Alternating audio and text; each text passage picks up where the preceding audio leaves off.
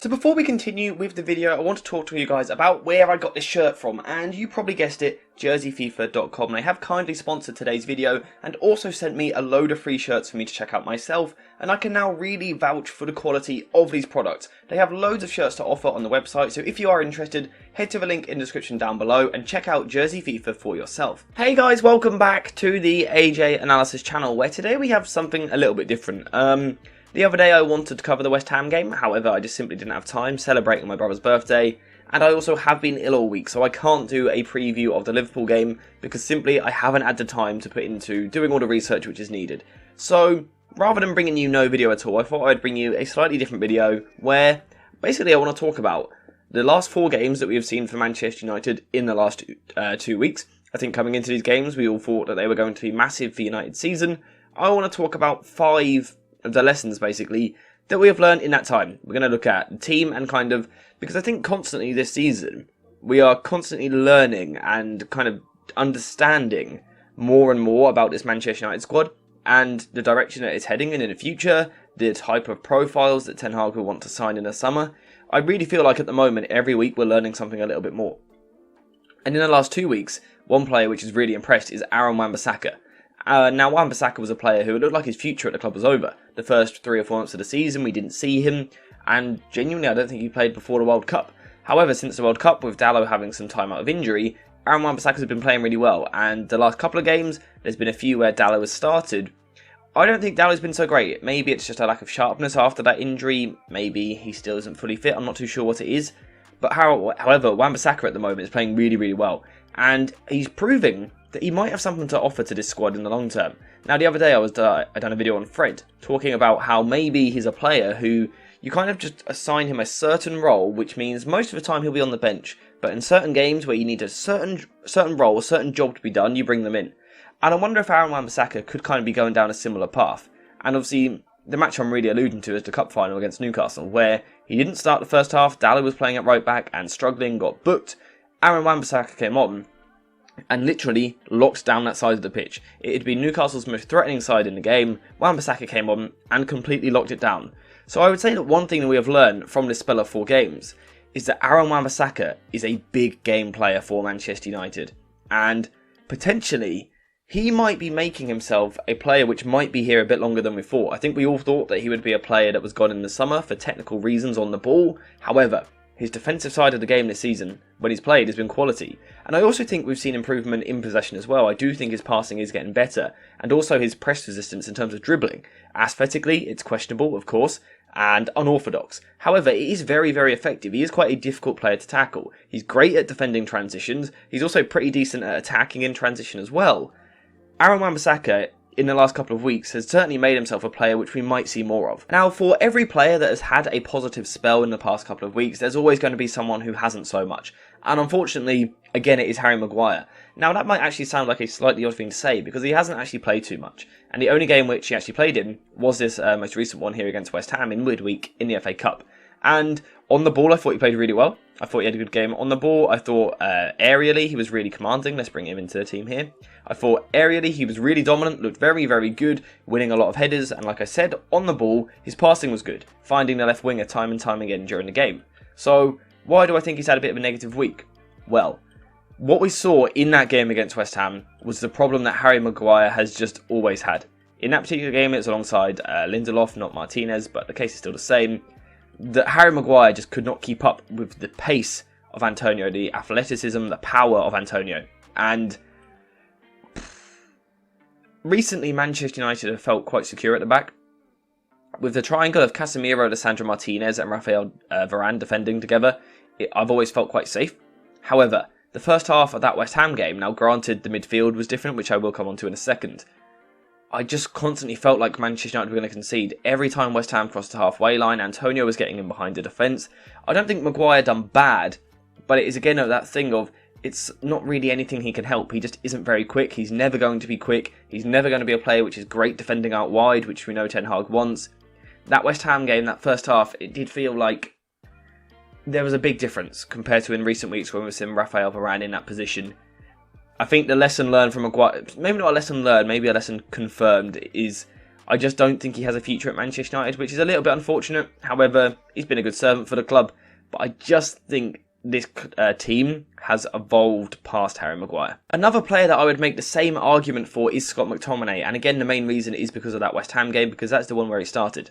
And the drop-off from Scott McTominay starting compared to Casemiro is just ridiculous. Casemiro in recent weeks, all season, but especially recent weeks, has been absolutely phenomenal. In that big game against Barcelona, both legs of that, but also the Carabao Cup final, every game he has been an absolutely huge player, both in possession and out of possession. In possession, he's a player which operates in front of the defence here, and gets the ball and helps the team move forward. Particularly on a counter-attack, he's really good at passing the ball forward quickly. And then defensively, he constantly breaks up the play. He knows when to make those smart fouls, and he protects the centre-backs. A luxury, which unfortunately poor Harry Maguire didn't have against West Ham because Scott McTominay was playing. Scott McTominay just isn't of the level that Manchester United need. Again, this isn't a lesson learned as such. This is something which has been reinforced. He's not good enough. I don't think he has a future at the club. As again, he's a player which has been a good servant in the past, particularly under Ole Gunnar Solskjaer. He had some big performances in some big moments. However, again, Manchester United are evolving past him, and the drop-off from Casemiro to McTominay is night and day. It's catastrophic. So much so that Casemiro, in a game where he was meant to be rested against West Ham, has to come on at half-time, just to kind of save the job, basically, which McTominay had done in the first half. Instantly, Manchester United were able to get the ball into midfield better because Casemiro's movement is better, the passing was better from Casemiro, and then defensively as well, the centre-backs had so much more protection. The second Casemiro came on, United looked far more secure. McTominay does not offer that, and again, for that reason, the club might just be evolving past him, and I don't know, it seems hard after the last couple of weeks, the lack of football he has had, and then when he has played to be that poor, it's not looking good for him. So after looking at two players which I think fans are almost unanimously against, it's time to look at someone who is kind of drawing a bit more question marks, a bit more of an inconsistent response from fans, and it is of course Weghorst. The reason that we're seeing these inconsistencies is because he is a striker who is not scoring goals. You know, you bring a striker in on loan halfway through the season, the idea is that he's going to come in and get you some goals. That hasn't happened with Weghorst, and as a result there has been criticism. However, I think those that are able to look past just goal contributions would realise the job that Weghorst is doing. One thing where he is letting me down a little bit personally is at times his aerial duels in the middle third. However, the work rate that this guy gets through is absolutely incredible. The ground that he covers, he's so often helping back all the way into midfield, which is very important because it means that Marcus Rashford can play a little bit higher. We'll often see him dropping right in alongside Casemiro at times when Manchester United defending, but also on the counter-attack, he's been a really good link point. And technically, his ability to just lay the ball off someone else and then get someone like Marcus Rashford in behind, all because of Weghorst's movement, has been very, very impressive. And all round, I think he's doing a really good job. He is a bit frustrating at times because sometimes a long ball will go up to him and you just want it to stick. You want him to hold the ball up and bring others in, and he's perhaps not doing that job as well as what I would like. However, his actual link play when the ball is at his feet looks much better. I think we were kind of expecting a player where you can go up to his chest. That side of his game isn't actually as good as I had hoped. However, his footwork and the ability with the ball at his feet is really impressive.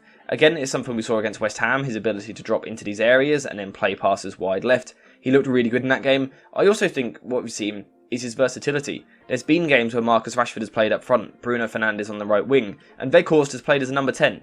And again, that versatility in a squad which is struggling a bit at times this season in terms of keeping everyone fit, the likes of Antony Martial, for example, to have someone come in on loan who can play so many different positions and just work his backside off no matter where he plays, that is perfect for Ten Hag. In a squad which is competing in so many competitions, having someone who you can rely on week in, week out, you know that they're literally going to sprint for 90 minutes and they can do it from a few different positions, is really useful. It gives Ten Hag tactical options. Weghorst has been brilliant.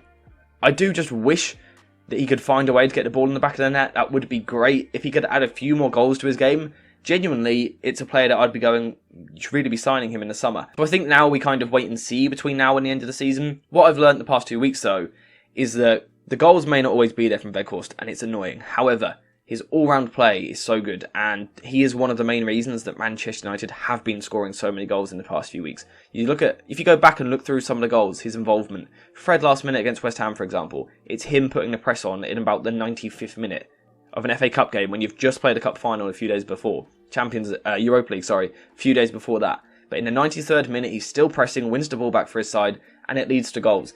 he's an example. He's a credit to himself. He's an example to all players that move to a new club on how you get yourself loved by the fans. You just work super hard and then have that technical quality with the ball as well. So Weghorst, last couple of weeks, has been huge. Manchester United's season would have been derailed if it was not for his signing in January. Speaking of signings, a player which has looked a bit like a new signing in the past couple of weeks is Antony. Now, the reason I say that is because he was injured and missing from the team. And as a result, as I was saying a moment ago, we were seeing Bruno Fernandes often playing on this right wing with perhaps Sancho on the left wing, Rashford up front, something like that. Because Manchester United had no other right wingers. And Antony is a player which of course has had a lot of criticism this season. And I get it, right? He cost about 100 million and he isn't getting bags and bags of goals and assists. I do get that. However, this game here, which we literally have on screen for you, Antony scores the winner against Barcelona. He is the reason, kind of on a base level, he is the reason that Manchester United went through. He scored the winning goal. Without him, Manchester United don't score that goal. Manchester United don't go through. He proved in that moment the quality he has. So I think initially there, Manchester United fans need to lay off him a bit at times. And probably more so rival fans. Because when he is in the team, again a bit like Weghorst, even if he isn't scoring goals, it's the overall balance that he brings to the team. His ability to play on the right wing and stay on the right wing. His ability to get the ball here and progress the ball up the pitch. Yes, he doesn't always play the killer pass, which can be frustrating. However, he is so key to ball progression. He's also one of the very few press-resistant players at the club. He's one of the few that can receive the ball with his back to goal in these deeper areas and either win a foul or turn away and move his team up the pitch. Antony is so key to ball progression. We've seen in glimpses his ability to kind of be creative in the final third and also to score against the likes of Arsenal, Manchester City, Barcelona. He's done it in big moments, but also, like Weghorst, his work rate. His work rate up and down his right hand side is just phenomenal. Again, in the cup final, we saw him teaming up with Dalot up against Alan Saint-Maximin, done a really good job. Against Barcelona, he's had a big defensive job when he came onto the pitch, and his intensity off the ball really changed the game for Manchester United. And the situation for him is quite similar to Weghorst. If he had just scored 4 more goals this season, everyone would be talking about him as one of the signings of the season. But because he hasn't got those 2 goals, everyone's calling him a flop.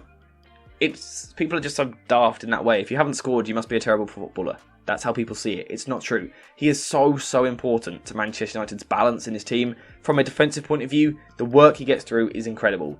Pressing high, tracking back, he does it all. But also on the ball, progressing the ball into the final third. He is one of Manchester United's best ball progressors. If we could just see that bit more quality in the final third on a more regular basis, then this guy looks like he could be a top player for Manchester United. And that's kind of the final thing that I've learned from these past few games.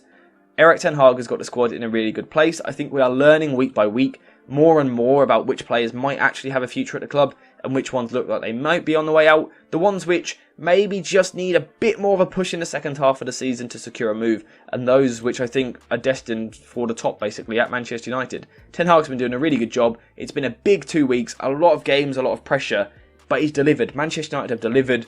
So yeah, again, apologies that I couldn't get you the West Ham video. I just didn't have the time, and the same for the Liverpool preview. This is a bit of a shorter, quicker video for me to film, so that's why you guys have got this.